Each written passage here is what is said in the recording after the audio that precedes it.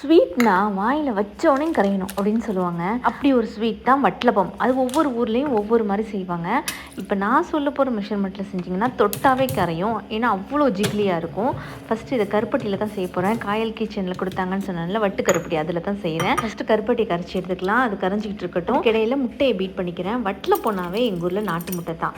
நாட்டு முட்டையில் செஞ்சால் அவ்வளோ டேஸ்ட்டாக இருக்கும். நல்லா முட்டையை பீட் பண்ணிவிட்டு இது கூட நல்லா திக்கான பால் சேர்த்துட்டு அந்த கரைச்சி வச்சுருக்கோம்ல அந்த கருப்பட்டி அதையும் கொஞ்சம் கொஞ்சமாக சேர்த்து நல்லா மிக்ஸ் பண்ணிக்கிறேன். கருப்பட்டி வந்து ரொம்ப சூடாக சேர்த்துறாதீங்க. கொஞ்சம் ஆறின பிறகு கொஞ்சம் கொஞ்சமாக சேர்த்து மிக்ஸ் பண்ணிவிட்டு நெய், ஏலக்காய் தூள், உப்பு சேர்த்து அதையும் நல்லா கலந்து விட்டுட்டு எதில் ஊற்றி ஸ்டீம் பண்ண போகிறீங்களோ அதில் கொஞ்சமாக நெய் தடவிட்டு அதுலேயும் அதை வடிகட்டி சேர்த்துட்டு அலுமினியம் ஃபாயில் வச்சு கவர் பண்ணிவிட்டு இட்லி சட்டியில் ஒரு 20-25 நிமிஷம் ஸ்டீம் பண்ணிவிடுங்க. பர்ஃபெக்டாக குக் ஆயிரும். இப்போ நான் சொன்ன மெத்தட் வந்து செம்ம ஜிகிலியாக இருக்கும்.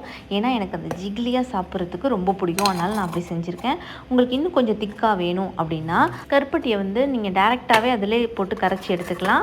எங்கூர் சைடில் வந்து பசும்பால் தான் ஊற்றி செய்வோம். ஆனால் காயல்பட்டணம் சைட்லலாம் தேங்காய் பால் ஊற்றி தான் செய்வாங்க. ஆனால் இதுவும் ரொம்ப நல்லாயிருக்கும். அதுவும் ட்ரை பண்ணியிருக்கேன். அதுவும் ரொம்பவே சூப்பராக இருக்கும். உங்களுக்கு இது பார்த்தாவே தெரியும் எவ்வளோ ஜிக்லியாக இருக்குன்னு. அவ்வளோ டேஸ்ட்டாகவும் இருக்கும். ட்ரை பண்ணியிருக்கேன்.